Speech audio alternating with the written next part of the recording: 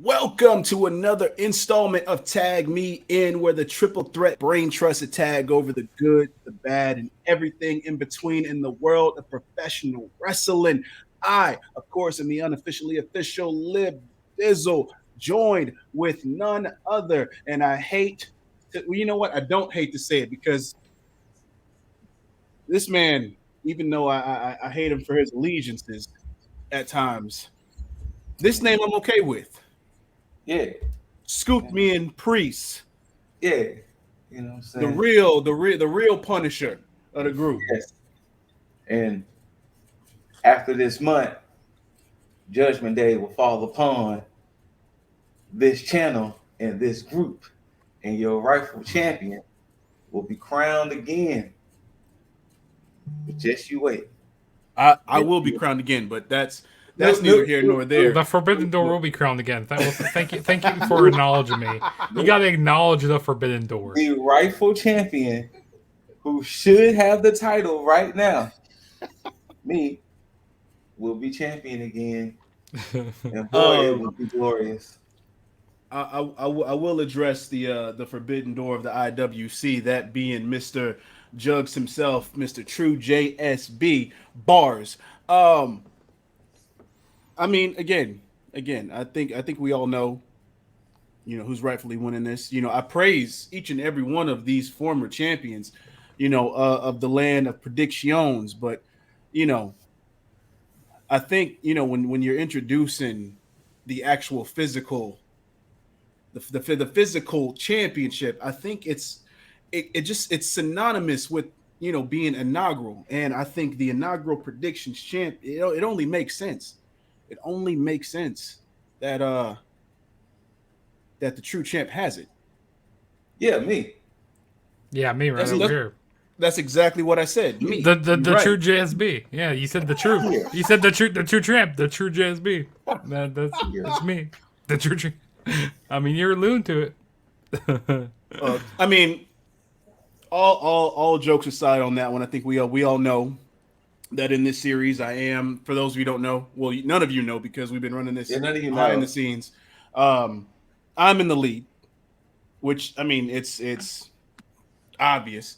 That should have been the case, and this lead will continue on throughout the series with the next two, because there will not be a fifth. We're not going to Blood and Guts.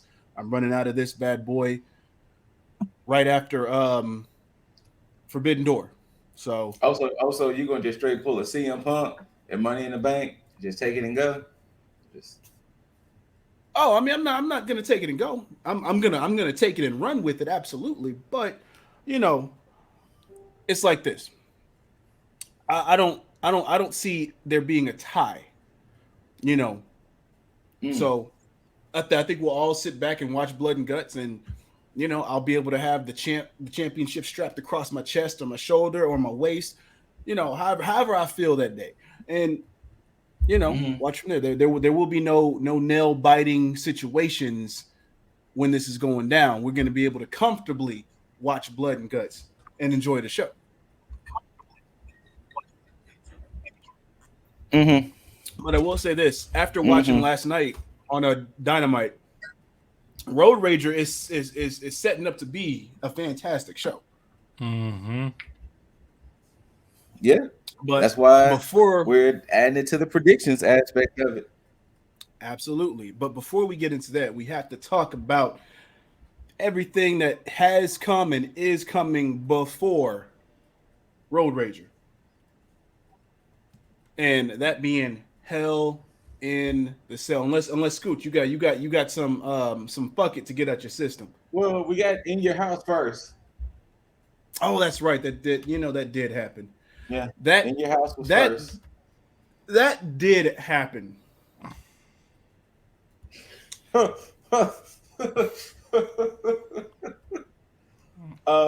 So I'm going to be honest. I've made statements on this channel by saying I've never seen a bad takeover. Well, this doesn't count as takeover. Like, you don't have the takeover name. That's true. That's true. Well, thank God they don't have the takeover name anymore. Yeah. Because not saying this show was bad, but this was literally a glorified NXT theme show. All of these fights, honestly, could have been on NXT. Yep, I 100% agree. I mean, I had no real problems with certain matches, but the majority of this show could have been done way better. Like the initial tag match for the women's tag titles, I had no problem with that. My only issue is that Kaden Carter and what's Casey Katana? Katana Chance? Katana Chance, yes. Okay. They're long overdue for a title reign. Absolutely, but this definitely wasn't the time to give them those titles. Even though it's well overdue, even with me not watching NXT week to week as I have been, it did not feel like this was a build for them to go after the titles. I mean, and that's why I ultimately wish I would have changed my prediction on that, because you're right. Upon looking back at it, you're right. It didn't feel like because I knew Wendy wasn't going to beat Mandy, so I should have kind of kept that same energy when it came towards the tag team titles. It's and it sucks for them, because just how I predicted it before, because when they put the titles on Raquel and Dakota earlier over the way, both wow, why are the names eluding me right now? Candice LeRae and Indy Hartwell. There we go. Thank you. Candice and Indy. As I had predicted it before, I mean, I had predicted it a long time ago that's who technically should have taken the titles off of the way, was Casey Catanzaro and Kaden Carter, because it made the most sense. But and maybe it's because it was the whole transition of NXT 2.0, but I can't really give it that, because it happened maybe like a month and a half prior to that. They should have really taken those titles off of them and should have ran with it. But it just no. But this show, it highlighted a lot of problems that NXT has. One, Lash Legend. Why? Just a bunch of why. It's not necessary. Honestly, though, I think in Lash Legend's case, had they not gave her that gimmick to start off with, I think I would have looked at her completely different. What? By what? Being bad in the ring? No, I mean, you could be bad in the ring and get better. That whole Wendy Williams talk show bullshit they gave her. Yeah. When they had Lash Legend on the show. Not on Wendy Williams. So it's just. Oh, you mean on the In Your House? In Your House, yeah. Because I don't remember seeing that. They had her in a backstage segment. Yeah, I must have completely skipped that, because I don't remember seeing that. It wasn't that long of a segment. She got into it with I don't know what her name is. It had Tatum Paxley. I think it was. Yeah, I think that's right. It was after the Alba Fire promo or vignette. Soon as that ended, that's when they had the backstage segment of them actually watching that. Okay, yeah, I remember that now. Yeah. I remember that now. Yeah, that's ringing a bell to me. Yeah, like, I tell you what, like, this show is such a blur to me. See? It's like this. Most of these matches, this could have been on, NXT. Like on a weekly show. I mean, except for like, I really enjoyed the Carmelo Hayes and Cameron Grimes match. I really enjoyed that. But I thought it was kind of weird to give it back to Carmelo Hayes. Yeah, me too. That's the reason why I didn't pick him. Yeah, same. Because I feel like because with the way they've been going on TV, it feels like they're leaning towards they're going to have Solo Sikoa as the next champion, as a North American champion. So I feel like they were going to take it off of Cameron Grimes. Well, Cameron Grimes is going to lose to Solo Sikoa. That's how I feel like they're going to go about it. When we get to Tuesday, I think plans might have changed. And that might have been why. Oh, yeah. I just thought about that too. Yeah. Might have went over on Grimes. Well, and that was the thing too about that, because I assumed that Hayes was going to lose to Grimes and then he would just slot himself into the NXT championship picture. I thought so too. But hey, I guess maybe Grimes is going to slot himself in. Who knows? But ultimately, it's not looking good for him at this point. So I don't know what's going to happen there. I enjoyed the hell out of the 6-man tag. Didn't expect to, but it just the Legado del Fantasma. I'm so sorry.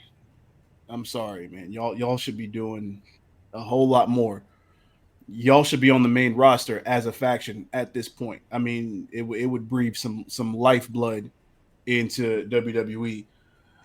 Yeah, because they barely have any tag teams, like legitimate tag teams on the main roster, and especially even down in NXT. Because I remember, back in NXT Black and Gold, we had some pretty good tag teams down there. Mm-hmm. I mean, they were decent, better than what it is now. I mean, NXT is so dry right now down there. I think that's a good word. It's so dry right there. Well, I think that's the problem I have with that.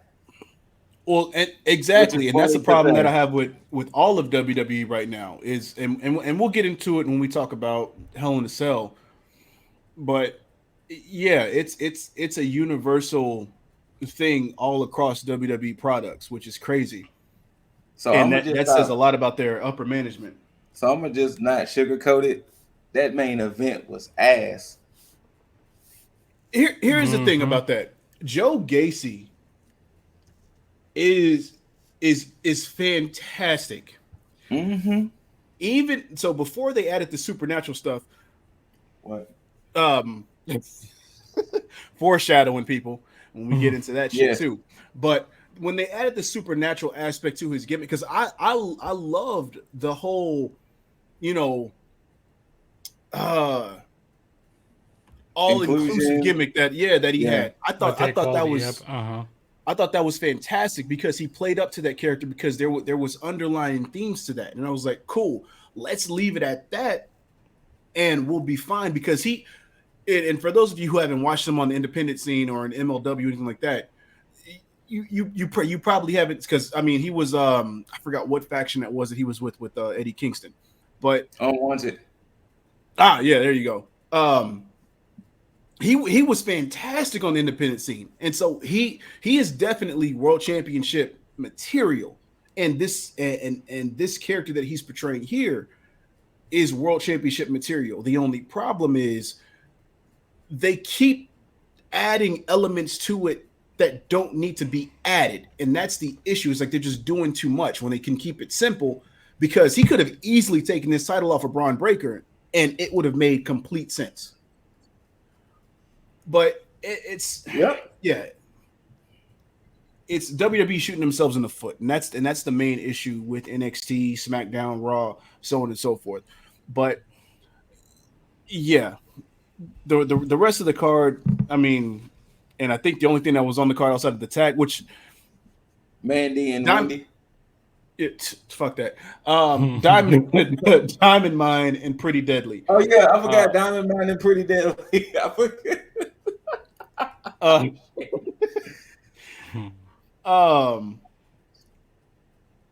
Look, was it Brutus and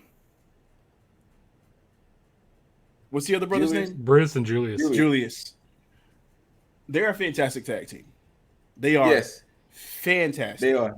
You could throw them on the main roster and they'd be perfectly fine. I didn't know that Julius could talk.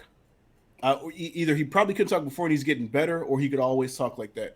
But this is one of the things that prompted me to believe that the Creeds are probably going to end up leaving Dynamite if they have it, because I haven't watched NXT, so I don't know, Scoot. I'll let you know. Okay. And there's like apparently speculations that Roger Strong, he wants out of NXT or he wants out of his contract because apparently he's being backstage. He's being very not happy with management, and it's even shown on TV. That because like I felt like that Pretty Deadly was going to retain. Like that's the reason why I picked them to win because they're like what, they're going to kick him out. And they're just going to go on to Julius and Bruce are going to go on to do their own thing. Kind of what you're saying. That evolved, and I'll tell you about it when we get to Tuesday. It evolved a little bit, so it can still happen, just in a different way. Okay. Well, I'll let Jugs finish, and then we'll switch it up. No, that's all I want to say about that. Mm-hmm. Well, then let's just segue right into the fallout in your house. Then. All right. So the fallout. So, Carmelo talking his talk, becoming 2-time.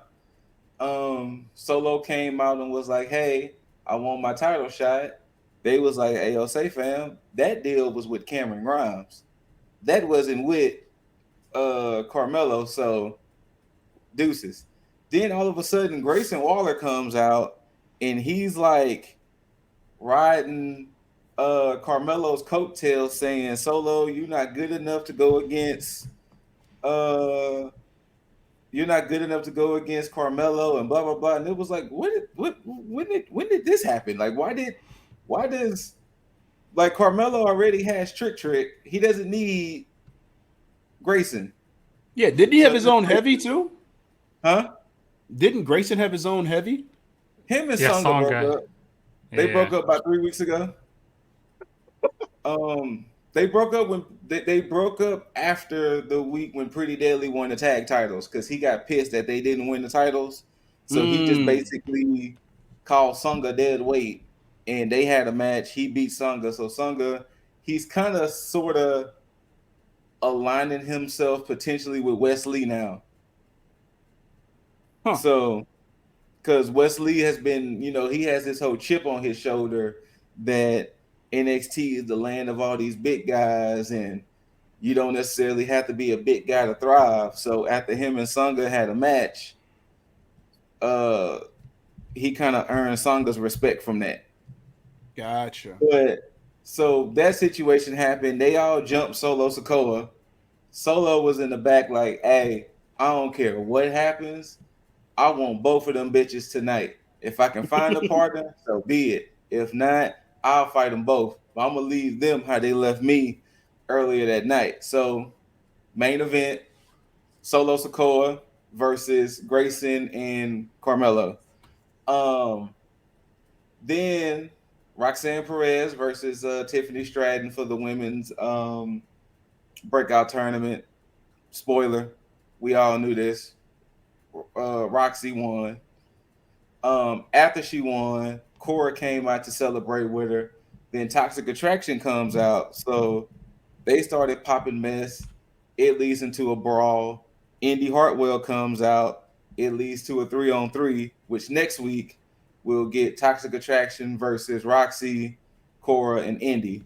So I don't know which way they're going to have Roxy go. Either she's going to use her opportunity to get the tag titles, or she's going to use her opportunity to beat Mandy. I think it's probably going to use her contract to beat Mandy.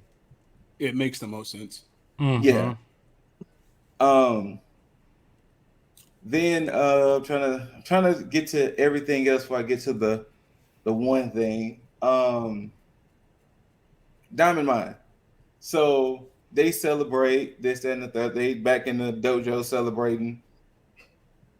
Enofe and Blade come back there, and they kind of faking like they had this little standoff.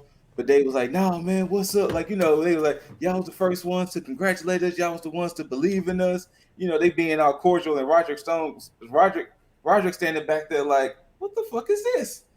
And they was like, "Well, how about y'all give us a shot at them titles?" And then they was like, "Yeah, man, next week we can do this." Like, yeah, because y'all was the first ones to big us up and everything. So yeah, y'all can get first cracks at the titles.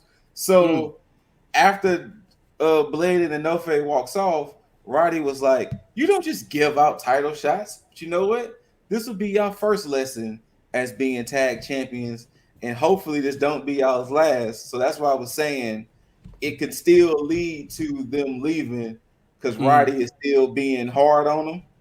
So they could eventually be like, you know what, fuck this shit. We out. Okay.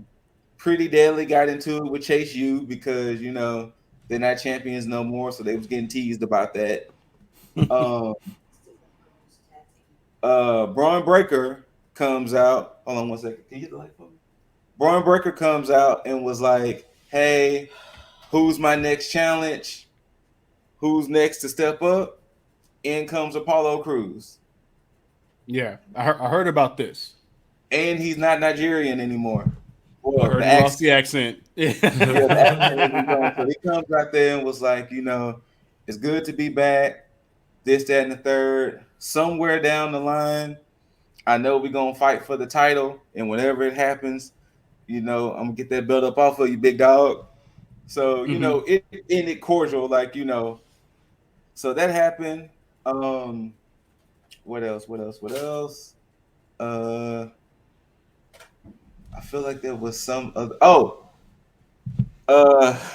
Santos had his first match under the D'Angelo family, so that's the official stable name, the D'Angelo family. So that's what I was in.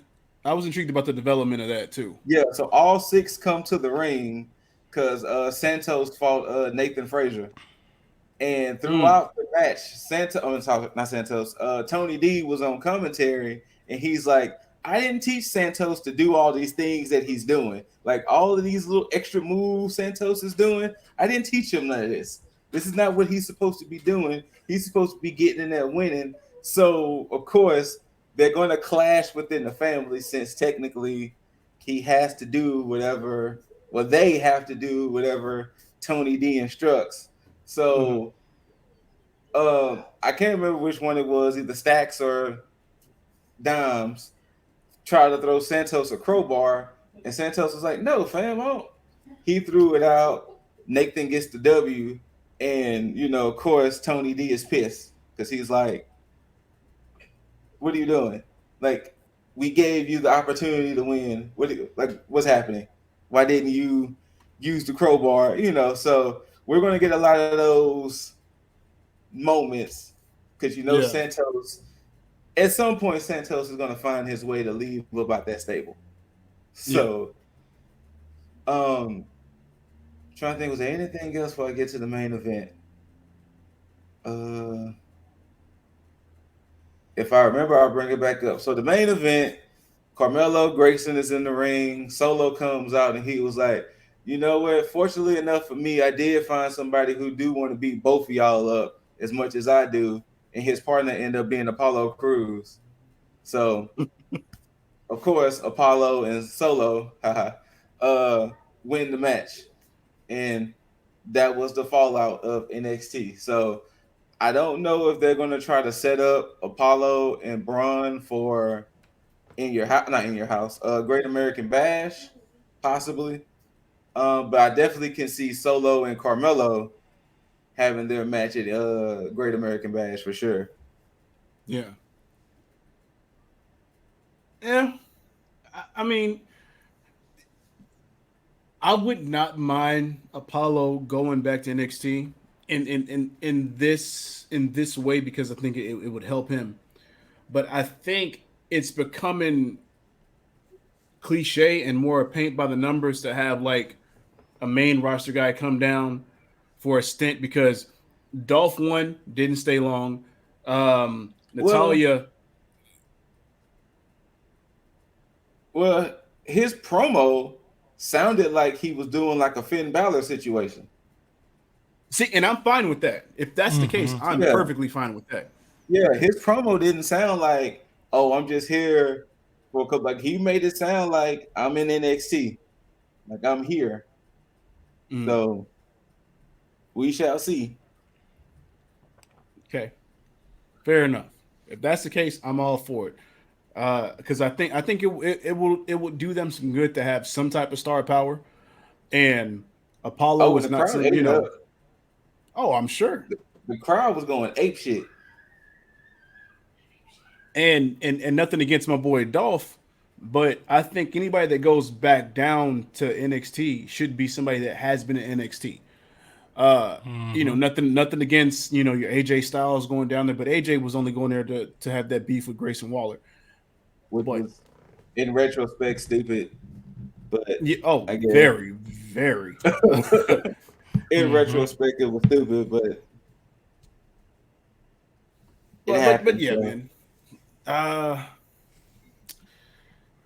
Other than that, it's still very hard to watch NXT. Was Joe Gacy on the show at all? Oh yes.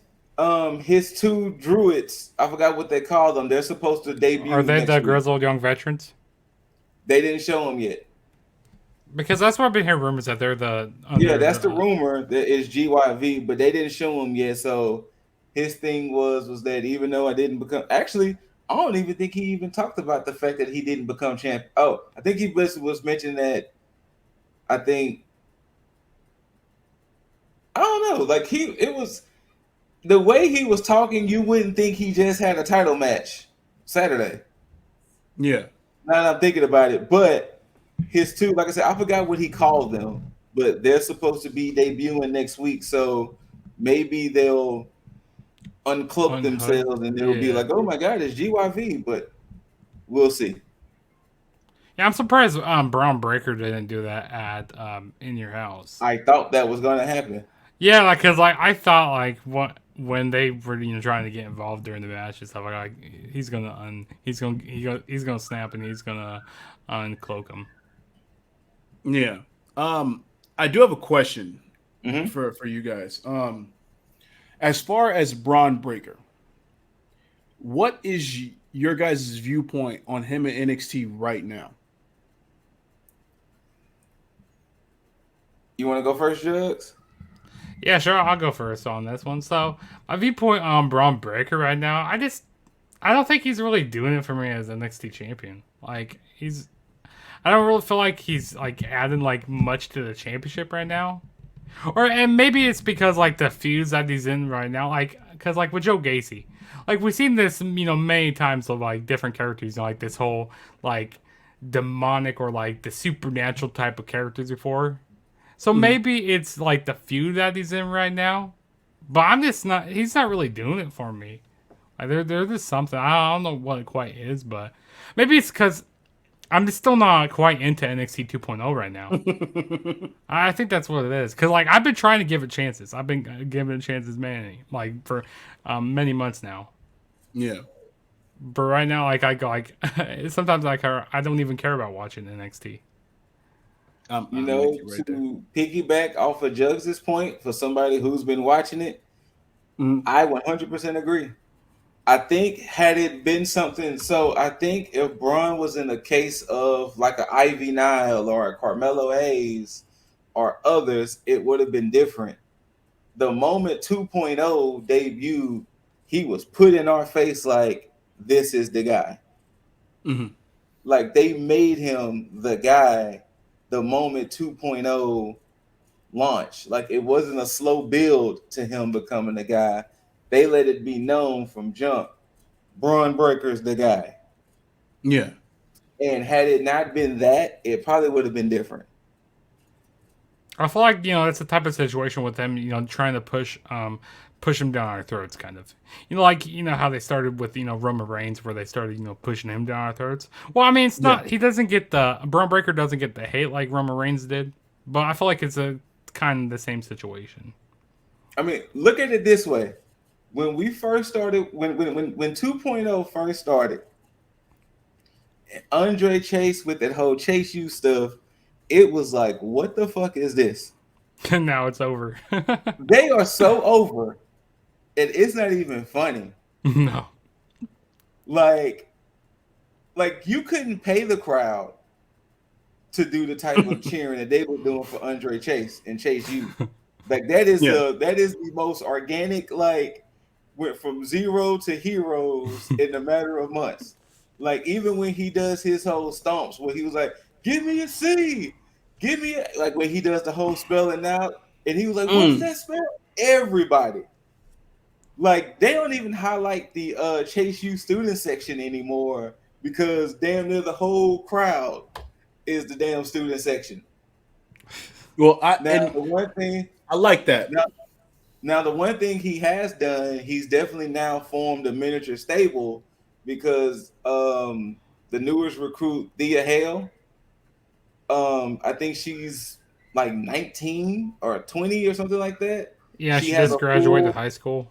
Yeah, she has like a full scholarship to Chase U. So now we're looking at Andre Chase, Thea Hale, and Bodie Hayward as the little miniature because she even got involved Tuesday because it was supposed to be Chase U versus Pretty Deadly, but Pretty Deadly jumped Bodie in the back. So Andre was like, "Don't worry about it. I'll beat both of their asses by myself." So during the match, Bodie tries to come out. Thea stops him, and she was like, "Well, I'll be your tag team partner." And it was like, of course, NXT doesn't allow the intergender matches like that. But it was just the excitement of it all. But of course, Pretty Deadly won because it was ultimately 2-on-1. But it's just the fact of Chase U is over like a month. But also, too, the crowd hasn't turned on Braun Breaker yet. So that's also a good thing. Oh, yeah. Mm-hmm. And I'm glad that the points that you guys brought up made more sense to the reason as to what I'm going to say is because the reason why I think Braun Breaker doesn't really fit at NXT right now is because unbeknownst to him, he has outgrown it very fast. And that's not to say that he's above everybody else, he's experienced none of that. He's still very green. What I mean by that is in terms of star power, because I look at him as I would look at how Randy Orton and John Cena debuted, back in the Ruthless Aggression era. I feel like he fits that mode into going into the main roster as being an up and comer, because I think he is this generation's version of that, to where the audience now can grow with Braun Breaker as he goes through the ranks in the main roster. And I think that's where he should be right now, because NXT is not going to benefit him, especially with them pushing him the way that they are. Mm-hmm. He needs to be the next, he is. Rex Steiner is going to be the next up and coming star, for the main event. But I think they need to build him up accordingly. And once we get into basically the follow to Hell in a Cell, I'll get more into that and why it's definitely necessary for situations like this to be put in place. But that's why I asked the question, because I just wanted your thoughts on that, because I wanted to see if I was the only one or if I wasn't the only one feeling that way about the situation. Like I said, I felt about it the moment, like I said, if it wasn't for the fact that it was just put in our face so blatantly that, he's the guy, like he's the next one up. He's the quote unquote leader of the 2.0 guys. If it wasn't for that, if it would have just organically happened, I think it would have been a lot better. But due to the fact that it was like, nah, hey, here's Braun Breaker. Okay. Hey, he just beat LA Knight. What? Hey, he's doing all of this. He's already 2 matches in and he's challenging Tommaso. What? Like, wait, what is happening here? So, yeah. Mm-hmm. So, if it was more organic, better. But, Yeah. And this is one of the main reasons why I wish NXT was still on the WWE network and not on national television. Yeah, I agree. Because I remember when it was on the network, like back in, like when it first, the network first debuted back in 2014.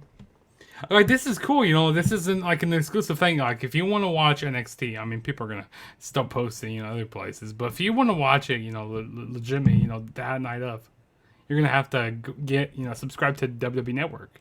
Mm-hmm. And I feel like that would have been a good way, okay, maybe put it back exclusively, with Peacock. And they could have had it live each week there, and go back to an hour, because I feel like an hour is pretty good for that, because it would leave you it would have you wanting more. Yeah. Which that's what I always liked about NXT, because they're like, man, this is amazing stuff that's going on. I want more. I can't wait till next week. Mm-hmm. But, well, yeah. I mean, we're not getting that on any type of in doses. I'll say for WWE, we're getting it in doses. Yeah. But it's not across the board. It's fucking rare now. But speaking of which, I guess we can go into the drip feeding right now with right. Hell in the Cell. I'm gonna say this: with Hell in the Cell, if you hadn't seen it, if you want to see it, only watch the triple threat women's title match. You can watch the club versus Judgment Day if you want, and of course the main event. Everything else is mad passable, yo. Yeah, I'm on the same page there. And to be honest with you, you can halfway skip the club versus Judgment Day. In a way, yeah. Only because had it not been for the fact that we seen combinations of this match prior, we've seen AJ and Liv versus Damian and Rhea. We seen Rhea versus Liv. We seen Balor versus this person. We seen AJ. So it was like we virtually have seen this match, just not with all six at the same time. Yeah. And that's how I kind of felt about the triple threat match as well. It was like, had we not got Asuka versus Becky, Becky versus Asuka again, then them talking to each other and beating each other up. It's like we've gotten some form of this before it happened. Not to say them ladies didn't show out, but WWE keeps giving us the match before the match. Yeah, see, that's one thing I hate with WWE, because like once you get to the pay per view, you go like, oh, I already seen this millions of times on Monday Night Raw. Like, I don't care about seeing it anymore. Like, I understand why they do that. I mean, first, they do it more like on the house shows to see how the crowd is going to react and stuff, which is fine. That's fine. But I hate, like, one thing I love what AEW does is, like, they don't have them, like, they have them in segments. They have them talking with each other. They don't have them in a match every single week or, like, a different combination. They, like, that's what you need to do. You need to hold off your big matches, for the pay-per-views. And I feel like, they just do different combinations, or they do something stupid, bad booking. But let's face it, when it came to Hell in a Cell, the only thing worth talking about was that main event. And so going into it, watching the pre-show, when I shot y'all the message with them saying, hey, Cody's pec was torn, but then a training accident, it was torn off the bone. But then they was like, nah, he's still going to wrestle. So that's why I was like, ooh, maybe they might change the booking. But I was like, you know what? Fuck it. I'll stick with Code. Now, I don't know if y'all watched it live. Yes. But Ashley and I were sitting there watching it. The moment Cody took that jacket off, we were just like the crowd. It was an instant just hush. It was like, oh no. And for the first time, I've never heard a WWE crowd so silent. I didn't realize they was that silent until Corey Graves said something. And at first we were looking like, oh my God, that's not real. It can't be real. But you can see how swollen it was. Then even at one point, you can see that Cody didn't even have muscle definition in his arm. Yeah. Like, you compared his arms, he didn't even have muscle definition in that arm. And it was like, what painkillers do they have this man on? Send me some.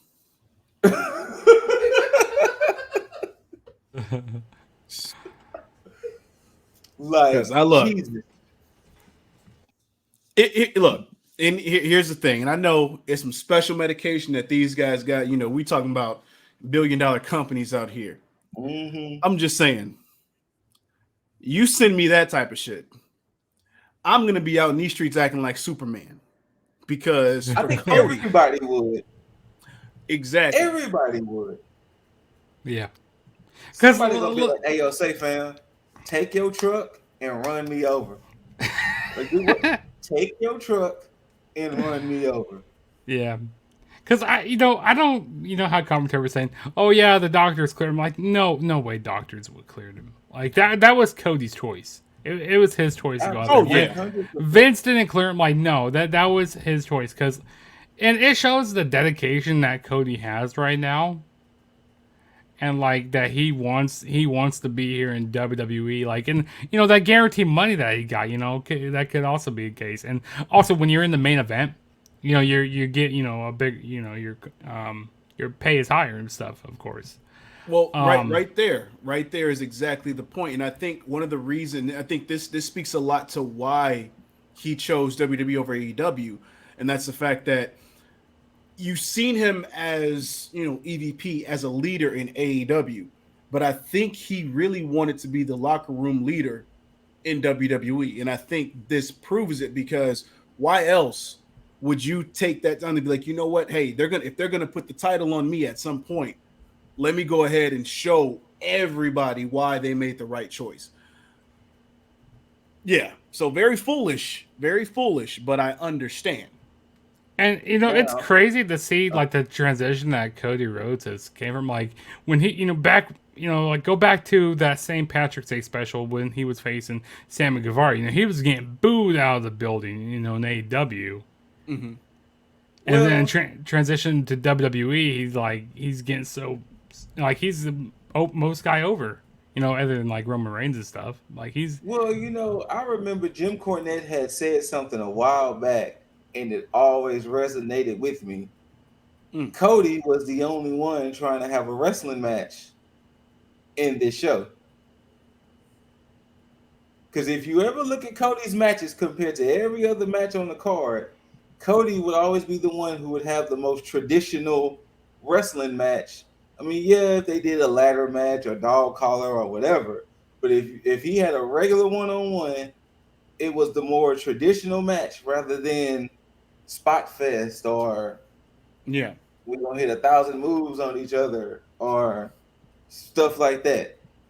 Mm-hmm. So ever since Cornette had said that, it always stuck with me. And then you can see where his shit was looking out of place. Okay. It started to look out of place. Mm-hmm. So it makes sense. And I mean, also too, we also got to give credit to the other man in the ring as well. Like, if you ever had any doubt of why Seth Rollins was that dude, Seth Rollins is that dude. Rollins is a lot safer now too. You can tell growing up. You can tell between like his matches currently and then his previous matches. It's not that he was just careless. It's just that in some you can kind of tell like when the adrenaline set in and when he kind of just got into the match, and sometimes he wouldn't think. It's like, I just say, fuck it, that's my strength, I'm throwing it, whatever. You can tell now he takes his time. He's more careful when he does certain moves now. So I appreciate the maturity of Rollins in that sense. And I don't know if anybody else outside of Rollins with this roster now, outside of like anybody that had matches, who else could have been in there with him to make it work. So yeah, shout out to Rollins indeed. Yeah, with Cody. Yeah. But and then of course we can go ahead and get into the fallout, because they opened up. Well, they basically opened up Raw. I didn't see the full segment. I saw the rewind. Rollins was giving the man his credit, his props. Mm-hmm. He whispered something in his ear. It looked like it made Cody a little emotional. When Cody was trying to leave, Rollins doubled back and beat the shit out of him. Well, he hit him in the back of the head with a sledgehammer. Then he started to attack his torn pec. So, of course, all the more beautiful for this vicious attack to happen. So that way, Cody can go have his surgery, come back and have a much months, and he could be like, Rollins, I owe you this ass whooping.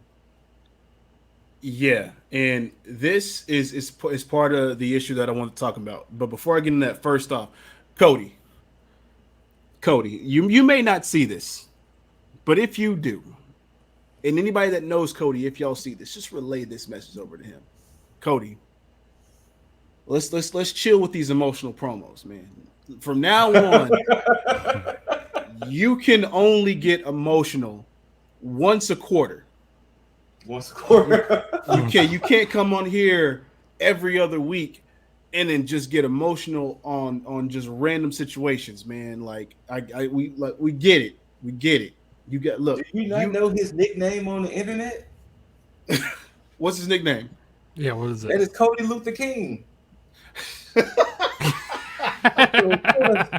that's Cody Luther King. He got to have passionate speeches. I mean, look, passionate is fine, but you can't sit here and just tear up on everything. The moment he said, "Cause I got a daughter," and I'm like, "Yo, stop, Cody, stop." When you get to like, and because my dad, and then just stop, Cody, Yep. Cody, look, I get it. Trust me, I get it. Stop it. Once a quarter, and you good. Now, on to the very main thing, and I'm gonna get into this on the women's side for AEW on a Dizzle moment because it's a glaring issue, and that is the lack of star power.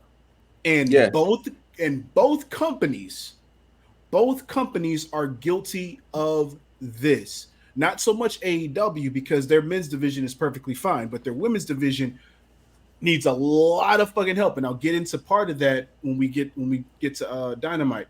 But with WWE, because of the releases, because they put so much stock into Reigns and less stock into the people that they have there, they have done a lot of things that are criminally bad for the creative of this company. Judgment Day itself, and we're going to get into that. I'm sure I'm not going to dive into it too much till we get into it, but Judgment Day has now suffered kind of because of this. But with Cody, because they put so much stock into Reigns and now he's potentially going part-time, Cody was technically supposed to be that person. But the problem here now is that Cody's injured.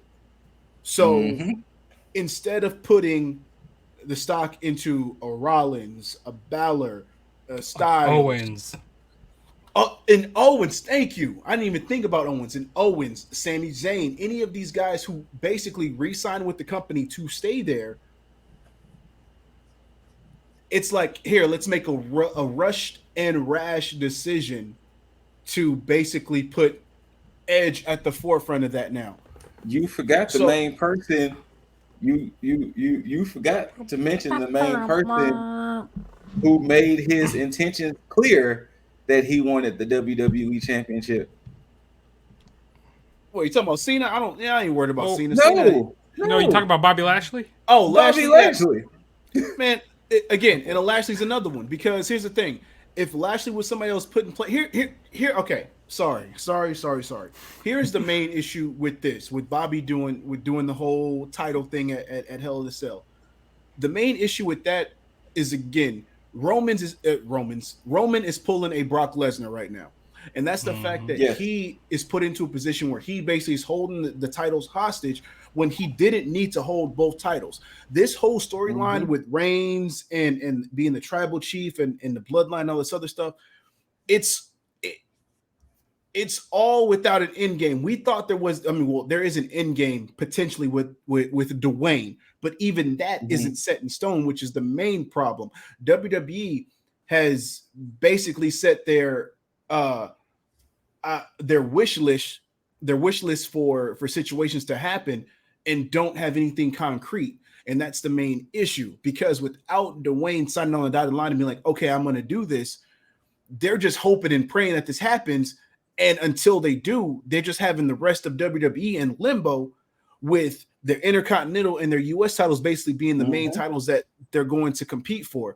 And it hurts the division on both sides, because you're supposed to have these potential main eventers coming into play and say, you know what, I want to vie for this championship, but I can't. And the only thing that's available is this mid-card title, which is why I didn't even voice Bobby Lashley, because the first thing he did was go after the US champion and say, hey, I want this, which it's like, you've already been world champion. That should be the one thing you should be cutting a promo on that. Well, you know, so shout outs to my man, Dami. We was at work talking about it because we was talking about the fallout. Mm-hmm. And we were saying the one way they could book themselves out of this, but it's going to be so unique how they have to do it. Whoever wins the men's Money in the Bank, they're going to have to pull a Seth Rollins. It's going to have to be a situation where Roman is going to have to fight somebody for the WWE Championship. Mm-hmm. Somebody comes in, pulls a Rollins, pins the opponent, gets that title, and Roman just will be like, you know what? I didn't want that belt anyway. You can have it. You didn't pin me for it, which is fine, but you can have it. So that's going to be the only way they can book themselves, especially if they don't want Roman to be pinned yet. They could pull a Seth Rollins like he did at WrestleMania. Mm-hmm. That's the only way I feel that they could make him lose his WWE Championship without him getting pinned.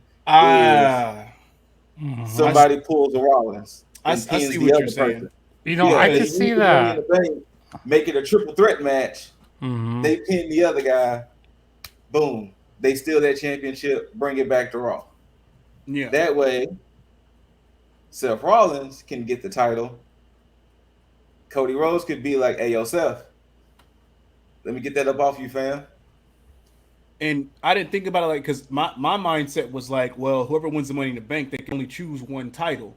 So they would just choose whichever and then face Roman. But the way that you brought up, it's like, well, they can't pin Roman. So obviously that would be the most viable option, is to pin somebody else.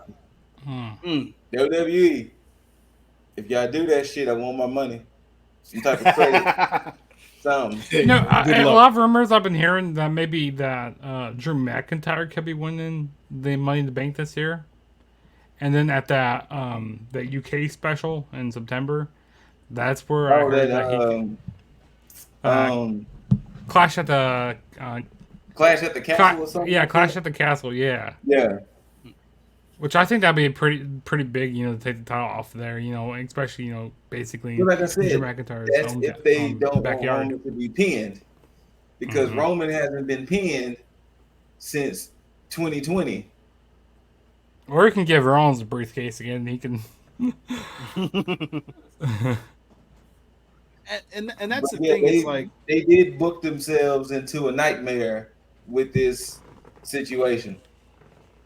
Yeah, and that's one of the main issues about that, because since they put so much stock into Roman being Super Roman, everybody makes jokes about Super Cena, but I mean, at least Cena got pinned here and there. But shit, you talking about Roman undefeated for what, 500 and something days?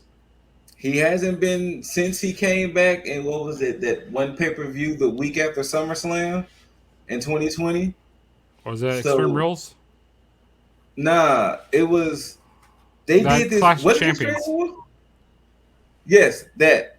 Since Night of Champions 2020, which was in August, he hasn't been pinned or submitted since then. So late August of 2020 to now, Roman has not been pinned or submitted. Yeah, it's ridiculous, man. Like, it's just, I get having undefeated guys. I get, you know, wanting to have a storyline that he's been champion since that day too. Exactly. Mm-hmm. But when it's to this extent, and you there's a part of me that believes that Roman even doesn't want to be champion this long. You know, I believe Roman. Yeah, there's a part of me that believes that Roman does want to do other things, but I think, because WWE has not built up other people, Roman basically has to hold the weight of WWE on his shoulders at this point. So it's like almost like a sense of duty. And now that Vince basically has Roman where he wants him, where everybody's like, oh yeah, Tribal Chief Roman is the best fucking character, so on and so forth. He's salivating at this moment to be like, yeah, I was right this whole time. I finally got what I want, to where he doesn't want to let it go. So it's almost like he's refusing to build other people up because he's going to lose Tribal Chief Roman in the process. Mm-hmm. So, well, you was alluding to it. Let's get to it. Judgment Day comes out, spitting his promo again, and he's like, well, who's going to join? Out comes Finn Balor. They have a whole thing where Finn was like, yeah, I wanted to join because after da-da-da-da-da-da-da, I felt like that. And Priest uttered the infamous phrase, what was it? There wasn't he saying like It was you're the person holding us back or something. The last thing we have to do is to get rid of the person holding us back. And he proceeds to clothesline the shit out of Edge. And they gave Edge a beat down. Yeah, that threw me for a swerve there. Like, it's this right here for a swerve. And the opening segment. But this right here was even more like, I wasn't expecting this, and I feel like this kind of hurt the faction. At the same time it didn't, because I'm interested in to see where they go, because fans were cheering Edge no matter what, so I understand cheering him back to being a babyface. And apparently some of the reviews were getting like that with the AJ style and Edge matches weren't what they were supposed to be like, and they're being very criticized. So maybe that's why they turned him back to being a babyface. Well, no, it alludes to what Dizzle was saying. There's no baby faces viable enough for Roman, so turn Edge back babyface.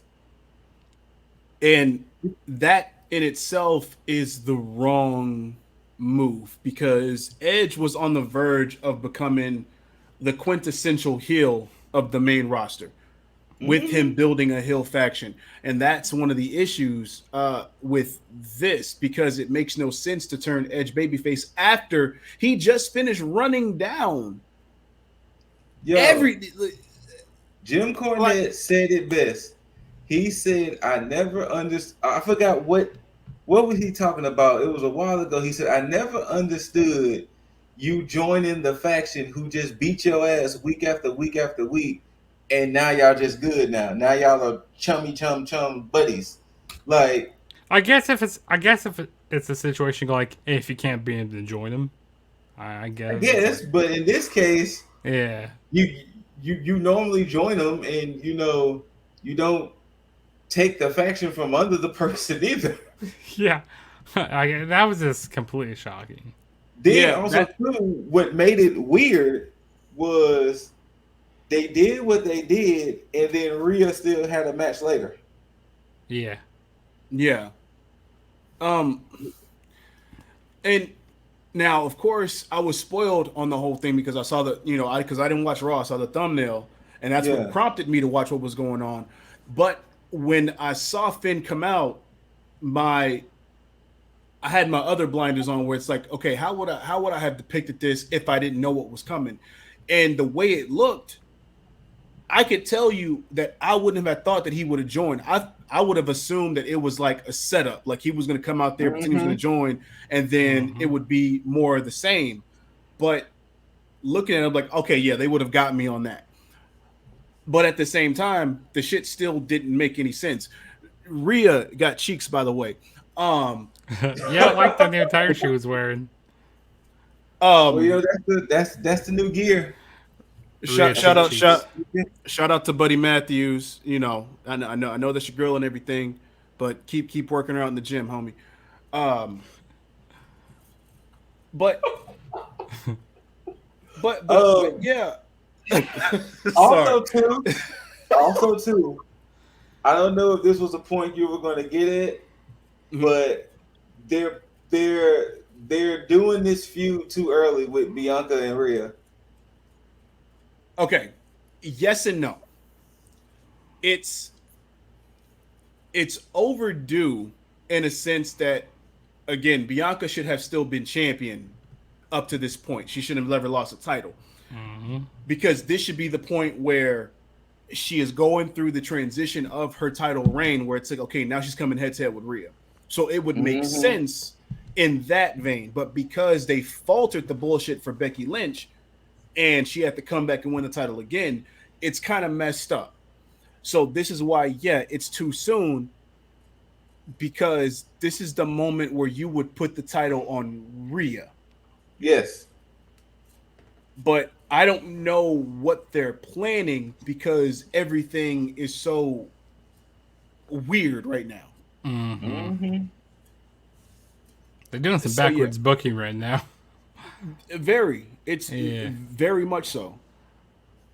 But this goes into the other issue with them not building stars, because you have so many women in this division and you're booking everything as if you don't have the necessary talent to put in place for all these other feuds when everything is right in your face, which is crazy. Because Liv Morgan should be a main eventer at this point. But they've been, right? Yeah, you would think, because the fans were behind her at a point, and because WWE does this whole start-stop thing where it's like, oh, she's hot right now, let's go ahead and push her a little bit, but let's make her lose though. And it's so inconsistent, and it's no surprise that Naomi and Sasha walked out, because you would think that with them being at Hell in a Cell, Ronda would have been there to face Sasha. Naomi would have been there. That's why we only had one SmackDown match. Oh Lord. And that's the crazy thing. So they look, Raw and or SmackDown desperately need Bayley back. Yeah. I've been sitting here questioning which show is getting Bayley. Bayley's cleared. Bayley is cleared. Why not bring her back at Money in the Bank? I think Bayley's been cleared since WrestleMania. You know what I have a feeling they're going to do at SummerSlam? I feel like they're going to do a unification for the Raw Women's Championship and the SmackDown Women's Championship. I feel like that's going to happen. I don't know why. I just have a feeling in my gut that it's going to happen. Please don't say that, because then if they do that, at some point Charlotte's ass going to show back up, and some way and how she's going to be like, I'm the first woman to be the unified. Like, please don't. Look, I don't have the energy for that rant right now. Please so let's not have Charlotte come back. Let's not have that happen. Julie and Charlotte is gonna find a way. So please do not flirt with the idea of them unifying the women's championships. Yeah, it's just like how Charlotte gonna fuck around and get all. She gonna fuck around and get those two titles and the NXT women's titles all at the same time, and And then she's gonna take the NXT tag team women's titles. she gonna fuck around there looking like Ultimo Dragon. Oh my god! Please not. So please, she's gonna be looking like Raw with Raw, SmackDown with SmackDown. By God, Omega. Because I will fucking stop watching. I don't remember where I saw the rumor at, but like that's what I saw. Like, yeah, like that does make sense to happen at SummerSlam, because Ricochet, I hope that doesn't happen. I hope you have a plan, because Gunther might kill you Friday. So I don't know how you're gonna keep your Intercontinental title, but you better cheat. Max Dupree. You better get disqualified, because Gunther's been on a tear. You know, I feel like Ricochet would fit great in the models, or with Max Dupree's group. I feel like I think it would fit pretty good. No, I think what Dizzle said, I think is going to happen. I think it's going to start off with Mace, or whatever they rename him, and I can 100% see Pretty Deadly joining his agency. It's going to be their quintessential tag team. He's going to have Mace as. I can 100% see Pretty Deadly. Which, by the way, I cannot believe I'm starting to become a fan. Yes, boy. Yes, boy. I'm just gonna start saying that to everybody now. Like, I'm starting to become a fan of Pretty Deadly. I'm not gonna say that shit at all. Yes, boy. No, thank you. No, thank you. What I will say, that was really raw. Like, I mean, other things happened, but nobody cares. So that's right. You know what I do care about? Dynamite, which I care about Dynamite. I'm definitely gonna have a hot take. I wish I would have took a 3-hour drive to this show. I wish I would have. There was something on Dynamite that just didn't sit well with me. There was, yeah, same here, but they did some things that I had complaints about previously, and they fixed them. So okay. I'm so happy about certain things. But all right, well, let's get into it with the battle royal. Was I under the misconception that I thought it was supposed to be a 10-man battle royal? I honestly did not know it was going to be a casino battle. I could have sworn they originally said a 10-man battle royal. Yeah, I could have swore I saw like graphics that said 10-man battle royal. Yeah, I ain't never looking to it. Now, the whole battle royal was fine. I mean, you can tell there was 2 things, or 3. You could tell a lot of them people was fluff because it was like, you know, damn well you ain't winning this match. Yeah. So that was the first thing knock against it. The second one, they did not. I understand his name. I love him to death. But Swerve did not have to do what Swerve did. That's one of the issues that I did have. I was like, they didn't have to do that. I mean, maybe if he would have did it to Darby, fine. But he didn't have to do what he did to Keith Lee. Yeah, because that's some WWE shit right there. Yes. Definitely not necessary because now. And then of course the third biggest thing, was it me or did I just know Andrade was going to win that? I thought Andrade was going. Yeah, me too. When he came out as the Joker, I'm like, yeah, he's winning this. He's winning this match. Like you couldn't pay me a certain amount of money to believe otherwise because when he came out, I was like, oh yeah. But sure enough, it happened. But see, I don't really like how they did it as a casino battle royal because, like, I feel like, you know, the casino battle royal makes sense to do it at Double or Nothing, you know, like, cause it, you know, it's a type of gimmick, okay, a gimmicky match. I don't think that they wanted to do it like that. I think they did it, and this is me speaking hypothetically. I just think they did it to get like casual fans synonymous with the casino battle royal style. Yeah. Oh, okay. I can agree with that. Because, I mean, if you don't know the rules to the battle royal and you're like, what is happening here? It makes sense. But, yeah, definitely wasn't expecting Kyle to get the opportunity to go against Mox. It makes sense, though. It makes sense. It does make sense. Yeah. The only thing I had was I wish they would have gave a better explanation of why Mox had to buy. Because he was the number 1. He was like, wasn't he in the rankings for number 1? He's ranked number 1 because he's 7-0 this year. That was the caveat to Moxley getting which. Even then, that was still unfair to Kyle O'Reilly because it was like we couldn't do the match next week. Like you couldn't, like it wasn't like Forbidden Door was that weekend, so it was like you couldn't give me a week to recover. Like Moxley going in fresh, I'm not. That's true, and it's a good and a bad thing. It's a good thing for Kyle, but it's also a bad thing for Kyle. It's a good thing because now he has a storyline of, yo, you beat me when I wasn't even at 100%. You were a fresh man, and it took you everything to beat me. So for storyline purposes, it's perfect. But also for storyline purposes, it fucking sucks because you just went through a casino battle royal already with a fucking bad shoulder. Like Kyle, you can take some time off, get your shoulder checked out, man, because that shit's been taped up every fucking time you've been in the ring. Right. But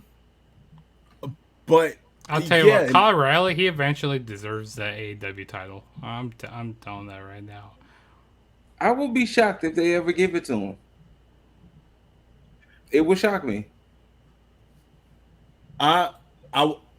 When we get to the main event, I'll tell you why I believe he's going to eventually win it. Okay. I forgot what was the next part of the show. Like I remember, like I watched it, I just don't remember it in order. Yeah, because there's this AEW, so like every week there's like this so much that goes on, like so many. I mean, banger matches and stuff. Like you said, like AEW does a lot of spot fests and a lot of their matches and stuff. You know what? Fuck it. Let's discuss it. I think. Wait, what are you going to bring up? Let's just talk about it. What's up with Christian Cage and putting Jurassic Express through all this bullshit? Oh, storyline. Look, it's going to set it up eventually. Once they lose, you're going to get a feud with Jungle Boy and Christian. They're losing next week. My official prediction. I don't know which team. They're losing that match. Hey, if Young Bucks win, I'm picking the Young Bucks. If the Hardy Boys win, I'm picking the Hardy Boys. That's how I'm going. Like, because honestly, this is the out they wanted.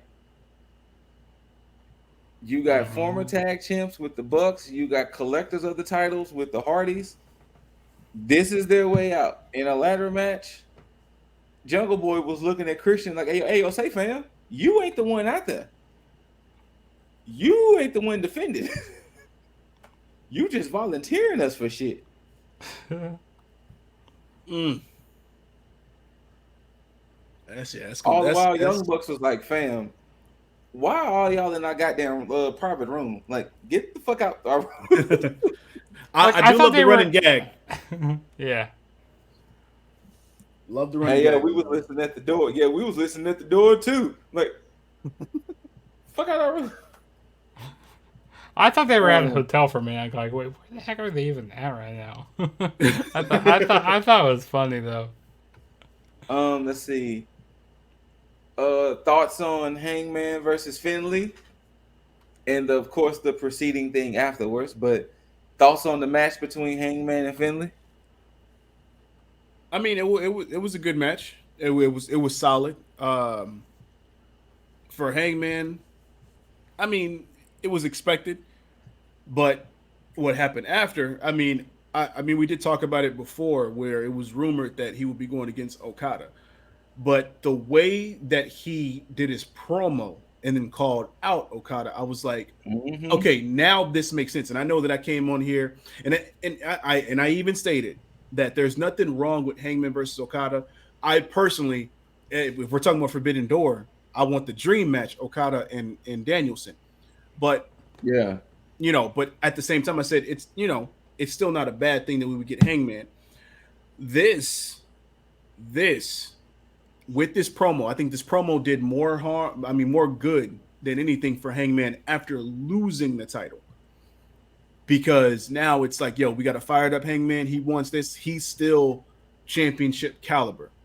So, and then plus it also made sense of why Adam Cole was on commentary. Yep.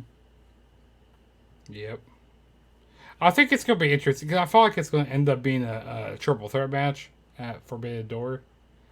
And you would think that, which is crazy. Well, I mean, it is AEW, but I mean, because New Japan doesn't typically do triple threats. Yeah. So but at the same time, with it being this fusion, I could also see it happening. I wish the show wasn't called like Forbidden Door because I wish they would have called it like how they used to have that Ring of Honor show, Global Wars, or they could have did something. Wasn't that the show? Yeah, they could have did something like that. Like but Forbidden Door is all right though. I mean that's a small nitpick. Yeah. I'm gonna save this one. Okay. we had Trent Beretta coming out saying, "Hey, yo, we technically got robbed of the ROH Tag Championships. FTR, what's up?" FTR was like, "Yeah, you're right, Trent, but we wasn't the ones who screwed you over. It was Osprey's bitch boys that screwed you over." And here comes Osprey making his AEW debut. Then you had United Empire, Aussie Open, and I forgot the other guy's name. I apologize. They proceed to lay a smackdown on FTR and Trent Beretta. And I'm gonna say this here. It's been years. Osprey just don't do it for me. I enjoyed the fuck out of all of this. Yeah, me too. I enjoyed it. The whole time I was sitting there looking at it, I was like, Osprey really just don't do it for me. Maybe it's because I haven't seen, I ain't gonna say enough, but I guess I haven't seen maybe some of his more recent work since he started United Empire and everything. But go watch his Wrestle Kingdom matches. Did you watch his Wrestle Kingdom really matches? Just don't do it for me. Go back and watch his Wrestle Kingdom matches. Like, I probably won't. I mean, they're like an hour long. Like that's one thing I don't really like about New Japan that much. I mean, I understand, New Japan, they go more about like the pure wrestling, like the more Japanese style over there, where they have these long, like, you think AEW shows are long, pay-per-views are long. No, on the other hand, New Japan, like, every time I watched the Wrestle Kingdom, it took a whole weekend.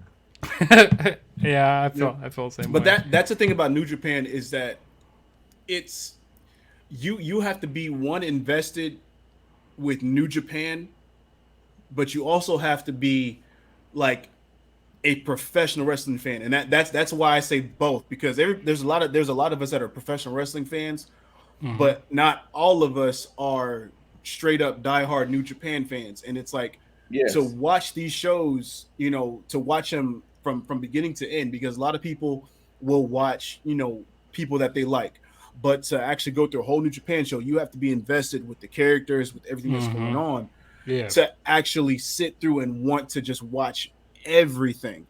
It is taxing. I will say that, but when you are involved like that, it is rewarding. That's the best way I can put it. Yeah. Now, see, because there's other beef. Oh, go ahead. No. You good. Actually, I want to add one more thing about New Japan. Okay. So like with these, like kind of with the shows that they have, like they do a lot of shows throughout the year. Like these Road 2 shows, like Road 2 Dominion or whatever. Like, because I was subscribed to New Japan for a while. I was like, I don't feel like watching these, because like these Road 2 shows feel like more like the house shows, or feel like shows more for the fans there. And I feel like they flop back and forth, like which teams like get the wins and stuff. Like, and I like the way how New Japan rolls. How they have. I like tournaments a lot. Like when they do them fantastically. They do, and that leads to storylines more. Also, like it can build on the storylines. Like, hey, you beat me in the tournament. That. I mean, that's a good way to, like I said, build off to a storyline. All right, so my big issue I have with Forbidden Door. What happens after Forbidden Door? Does it just door shuts? The door. Yeah, like, I don't know. Treat it as if it never happened. AEW is going to move on with their life. NJPW is going to move on with their life. Like, is it still going to be an open partnership? I feel like it's going to be what they did with New Japan and Ring of Honor. I feel like they're still going to have like an open relationship. I would hope, because that would suck that after this show it just, like you said, shuts, and it's just like, oh, okay, that was cool that we had it that 1 month of all this exciting shit. Like, I don't want it to be like a WWE Survivor Series type situation. Yeah, I agree. It's like it's not all this exciting shit happens for a month, and then after that it's just, all right, guys, business as usual. Wrap this shit up. Also, there's another thing I kind of want to add about like that big title that they added onto the show. I was gonna get to that next. Okay. That was my next thing I was gonna bring up. Okay. AEW announced a new championship. Yes, they did. It's Yes, beautiful. they did. Atlantic Championship, which they surprised me with this one. Which somebody pointed out it's just the women's championship, just with flags put on it. It basically is, but it is. I'm here for it, and the reason I'm here for it is because this is AEW's version of the European title. Now, the issue I have with this championship, the first champion, I already know who's that gonna be, but I'm saying it now. My Forbidden Door pick. Well, I ain't gonna say it now, but Miro is your first champion. Yeah, I'm on the same wavelength. But can an American win this championship? Yes. Yes, I can, because it has all the flags. I mean, no, it has all the flags on it, but there's no American in the tournament. Yeah, because they're gonna want a foreign guy to represent first. I mean, it makes sense. Don't get me wrong. And Buddy Matthews and Bent Back Paperclip put on a good match. Oh, yeah, that was a good match. Started off. No, I'm sorry. It was Pac. Not Bent Back. What'd you call him? It wasn't, but it was funny when you said it because I was just like, damn, I forgot that. Ever since you said that, I can't call him Ray Phoenix. This is the first time I have probably said Ray Phoenix. It's always been Bent Back Paperclip ever since you said that. Paperclip. Yeah, I never heard you say that. That's funny. When he hurt his arm and the way Dizzle described it just like snapped back in place. Ever since he said that and called it it said his arm looked like a bent back paperclip. But Ray Phoenix, is it Ray Phoenix in this? No, it's it's Penta. It's Penta, yeah. But Pac and Buddy put on a hell of a match. Oh my god! You know, when I was watching that match back at Double or Nothing, I don't like to call it trios matches because they're 6-man tag team matches. Okay. So like that 6-man tag team match with is the Death Triangle and the House of Black. Like Pac and Buddy Matthews, they seem so alike. Like the physique that they have, like the build, like they seem so alike in their styles. Like it's gonna be great to see them go have one-on-one match and then they have one here for this tournament, which I thought was great. I mean, outside of this fantastic match, it's a very, very good open for this tournament. My gripe did not come from the match at all. It came from the beginning and the end of this match, because I had to see Julia Hart, which, by the way, she's had a fucking week and a half to get her attire together. Why the fuck is she still dressing like a varsity girl? Makes no fucking sense. It does not fucking fit. Just because you change the palette of the attire does not make it any better. She went to the heel pilot. I mean, she went to the heel colors. That's all. Just flip it to black. Good. Fix the shit. Now the promo was amazing that they did. Oh yeah. But as far as the match, and like I said, the end, it was like, all right, but definitely Malachi is beating Penta. Oh yeah, absolutely. Yeah, absolutely. Miro is gonna beat. I forgot who Miro was going against. He's gonna go. He's going against. Oh, Ethan Page. Yeah. He's gonna beat Ethan Page. I mean, Ethan Page, I like you, but you're not beating Miro. I'm sorry. And whoever is the. And then you got 2 New Japan guys. Yeah, is that happening at Dominion? I don't know. They haven't announced the New Japan guys yet. I'm definitely gonna check out that Dominion show. The one, was it Saturday or Sunday? Yeah, Sunday. I'm definitely gonna check it out. I'm gonna find a way to check it out. Well, I guess also too, Wardlow was like, nah, fam, I didn't want to go against CM Punk. I mean, I didn't want to be in that battle royal. I won't CM Punk. And this is what I liked. This is what I said that they fixed. Yeah. And he was like, but until then, there was something else that was robbed from me. I want that TNT championship, fam. And I love the way Scorpio came out there like, fam, let's do this shit. And then Wardlow was like, well, how about this? Since I'm now contracted, you get better. You get 110%. Then I'll come see you. Mm-hmm. But I love the way Scorpio Sky came out there like, fam, you think you want this problem? Like, all right, I'm gonna show you. You know, yeah. You kind of go into the CM Punk thing. You know, I really like. You know, that's one thing I like what AEW does. You know, they don't strip you of the title. You know, they make an enter. What's the word I'm looking for? Punk wanted to give up the title. The reports are coming out that Punk wanted to actually legitimately completely vacate it, but Tony was like, "No, you're gonna be back. We'll just do the interim thing." Mm-hmm. But he wanted to vacate it completely.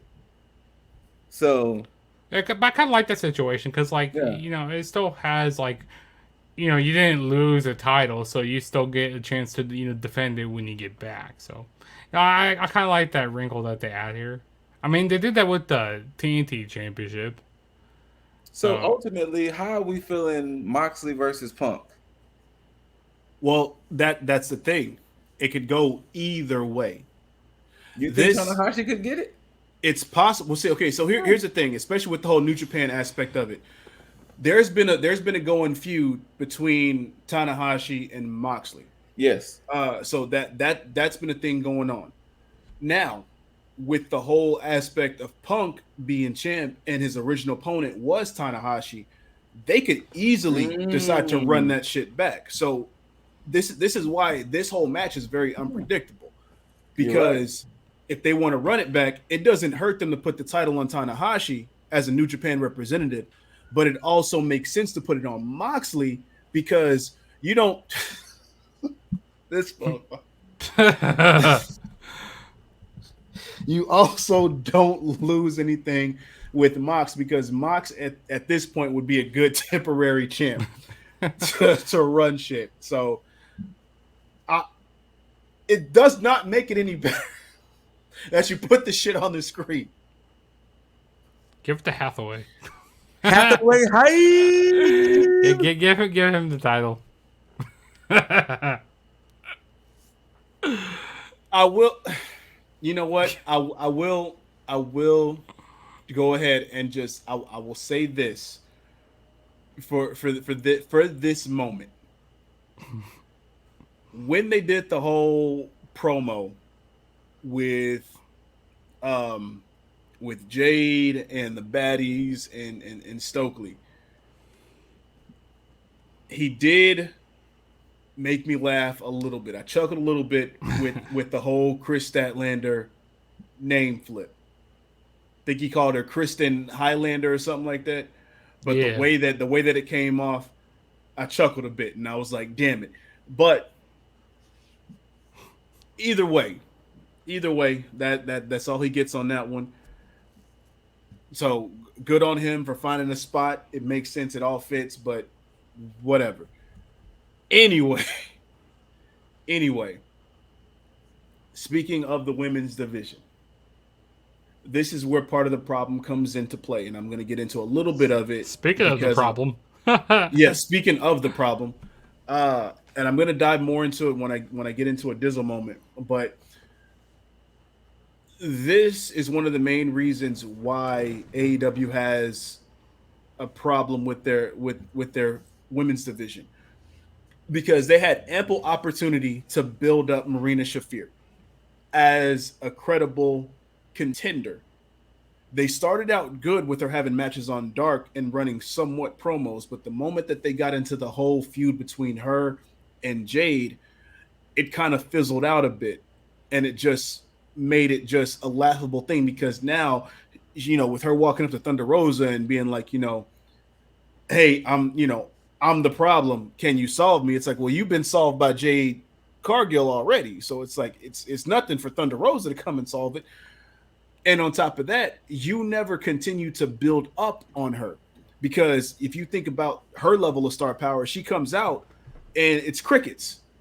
Hey, this fucking crickets. Yo. Cut the shit. Cut the shit. Yeah, I like when Jade Cargill says that. Like that's so catchy. Jade is a complete package. I mean, outside of her being she's somewhat still green in the ring, yeah, good point there. her character is good.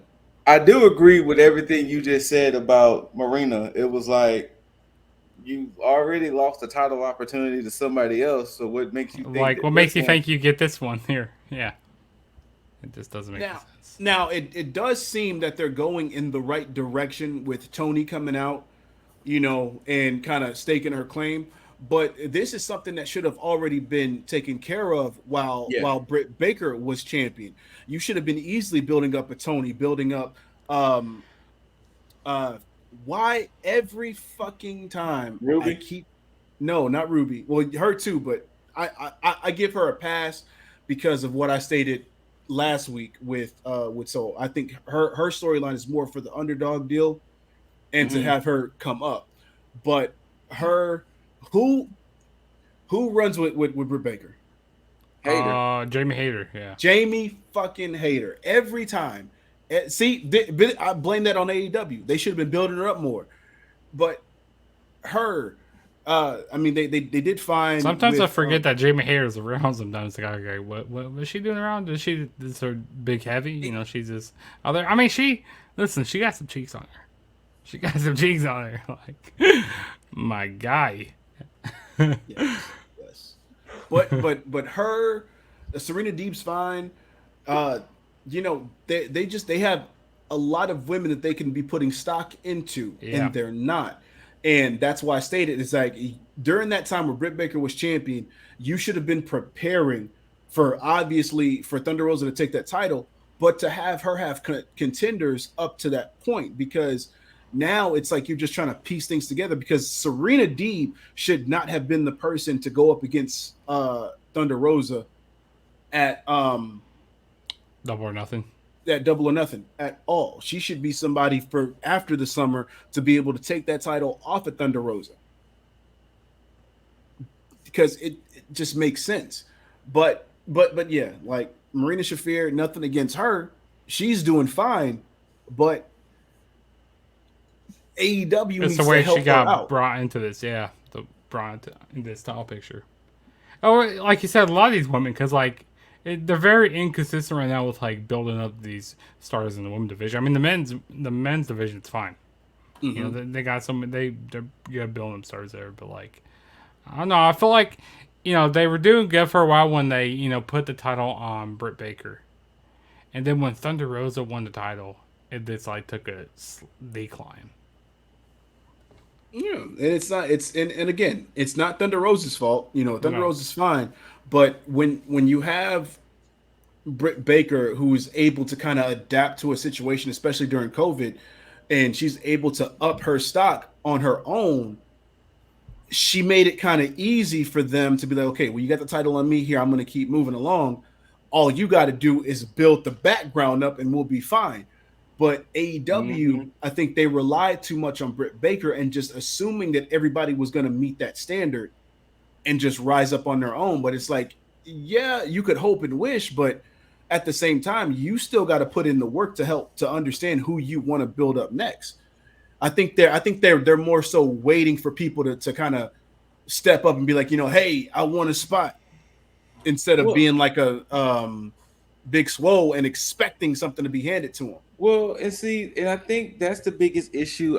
One of the biggest issue I have with AEW and this whole ranking system thing, because you will think if we're thinking in a UFC sense, if you didn't build yourself up to be the number one contender, you're thinking that, hey, when I'm the number one ranked person to go against the champion, you have to make it look as if this person is a legit threat.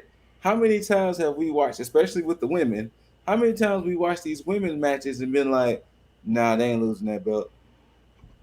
Many times. They ain't losing that belt. And then it's been because, like, for instance, Thunder Rosa fought Britt Baker like 7 times, and then it was like, nah, she ain't losing it. But then it was like, oh, they're going to have this match in San Antonio. Yeah, she going to lose that belt that time. When Riho had fought was it Nyla he lost to go to? Mm-hmm. Oh When yeah, Riho Nyla fought Nyla that one time, it was like, yeah, this looks like a title might change. Then of course, when Nyla fought Sheeta, it was like, yeah, we can see the belt change. Sheeta fought Britt, it was like, yeah, it's about time because Britt definitely became the superstar of the division. Mm-hmm. But Thunder Rosa, like I think it was either you or Jaeger who called it from jump that Thunder Rosa was most likely going to be the one to take the belt from Britt. But Mm-hmm. Yeah, look at what we that's had what to I go said. through. Because I said it was going to be a year. Because like when they had that unsanctioned match, like Yeah, yeah, and look at all of the wasted matches in the sense that happened. Like you had Ruby Soho win the ladder match, not the ladder match, the battle royal to be number one contender. You had all of these quote unquote wasted matches because it didn't seem like they were going to be legit contenders to truly take the title. And Yeah. you know, I'm kind of still upset that they didn't give that tournament win to Ruby Soho because She should have won. She She should have should won have, that. but Dizzle's prophecy somewhat came true because Yeah. it made sense for it made sense for the couple to win the Owen. Oh, you're talking about that? I was talking about the TNT title tournament. I mean, the she should have TBS. won any of these tournaments. But no, yeah, she probably should have won the Owen Hart tournament, but you know, for the whole couple being inaugurated, it just it made sense. It made sense. And again, my whole thought process was Ruby Soho is on this underdog storyline, so that's what I'm seeing, and yeah, so it seems like they may potentially be in the right direction trying to fix it, but it's something that should have never been faltered in the first place because they had already had their issues with the women's division. There was no way they should have backtracked and regressed into that situation. They should have been easily taking notes along the way and saying, okay, this is how we fix this, because you added way too many stars in the women's division to have this issue. So that's the problem there.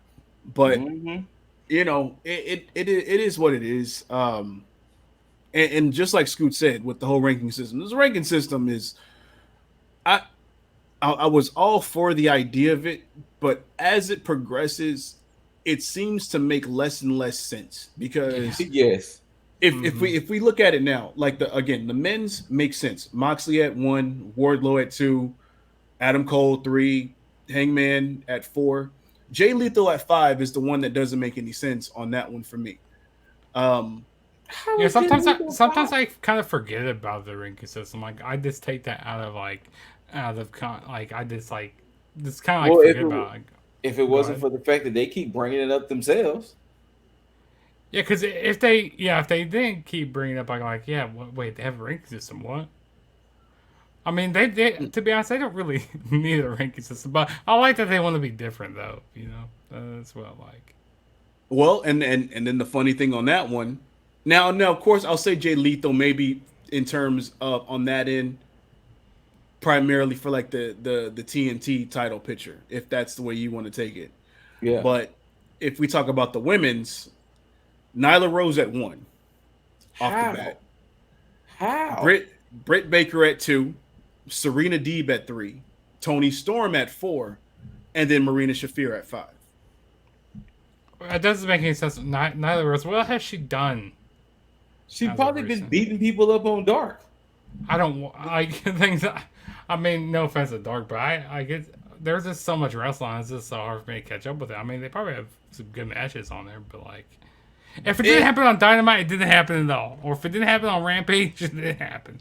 Well, here's the thing about that, and this is where I think that AEW needs to completely double down on the ranking system.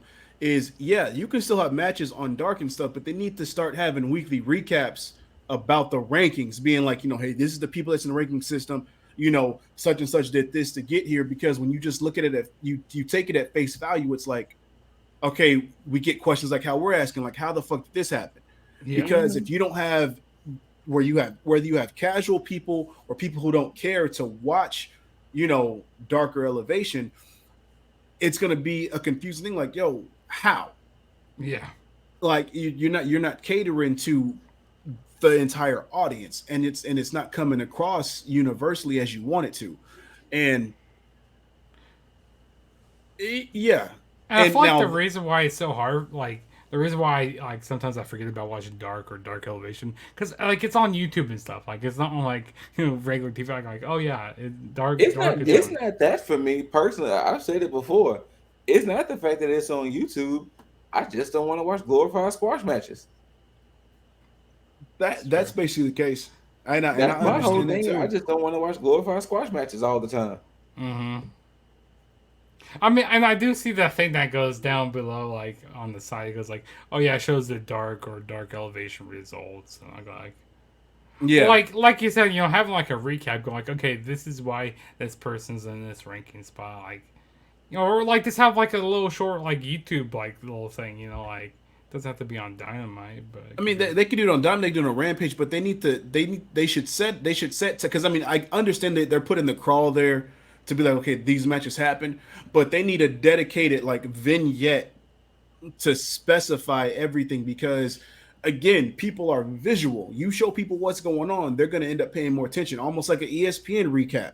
It's like you do it like that, it's going to come across a lot better than expecting people to come online, look at the ranking system and say, oh, okay, there you go. Tony Khan, you better be watching this. You better be watching this. It will help you. It will help you. Also, by the way, keep a microphone out of Tony Khan's hands, because he does not need to be talking. Like, keep a mic out of his hands. All right. Well, this was you were hinting around it. So, what was your observation with the Kyle and John match, the Moxley and O'Reilly match? What was the observation you had? So with this, basically what they're doing with Kyle O'Reilly, and it could be a spiteful thing, but it's what they should have been doing in NXT after Adam Cole left, because Adam Cole pretty much did the job for O'Reilly when Adam Cole split, and O'Reilly was pretty much meant to be that main eventer before they decided to pair his ass up with Von Wagner. Mm-hmm. So when you this is basically the Kyle O'Reilly I was talking about when I was like, I'm kind of stale on the cool Kyle aspect, because I was like, yeah, he comes out, this cool Kyle guy, but once he gets in the ring, it's like a whole different thing. This is basically all O'Reilly without the cool Kyle attached to it. This is just him going in the ring. So they're basically showing you everything that you need to know about Kyle O'Reilly. Basically, okay, and this goes back to the way they treat tag teams in AEW. Yeah, Red Dragon is a fantastic tag team, but as individuals, now you're starting to see the former Ring of Honor champion Kyle O'Reilly. You're starting to see why he's the person that he is. You're starting to see why Undisputed Elite, has these individuals here. And the reason I say that he's going to eventually be a world champion, now it may not be AEW. It could be, again, Ring of Honor. It could be, basically between Ring of Honor and AEW. And it's because Bobby Fish may be injury prone. He may be able to go for a little bit longer. Definitely is injury prone, yeah. But at the same time, it's basically Kyle O'Reilly building up his resume for when he does jump into the main event scene. It's like, you're not going to shake a stick and be like, no, that's a tag team guy. You'd be like, no, O'Reilly can fucking go. So, yeah. So they're basically future proofing the whole situation with O'Reilly. It's like, yeah, he may not be a champion now, but they're letting you know that the moment that they pull the trigger on him, there will be no surprise and there will be no backlash on it. Yeah, it will be awkward. I mean, and that was my time. That was my, when he was down in NXT, when he beat Adam Cole those 2 times. Mm-hmm. I like, they're gonna put the NXT championship, on Kyle O'Reilly. They should have. They should have. Yeah, they should have. But now I think AEW right here, they're this kind of like planting seeds here, on whenever he does win the championship.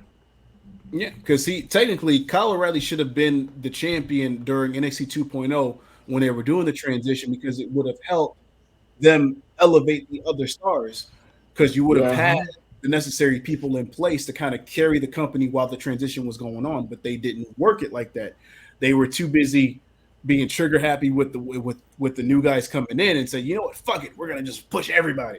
But I'm glad that Kyle O'Reilly is getting the shine here that he should have got at NXT. So, Mm-hmm. Roddy, They definitely went with that safe bet with giving the belt back to Tommaso.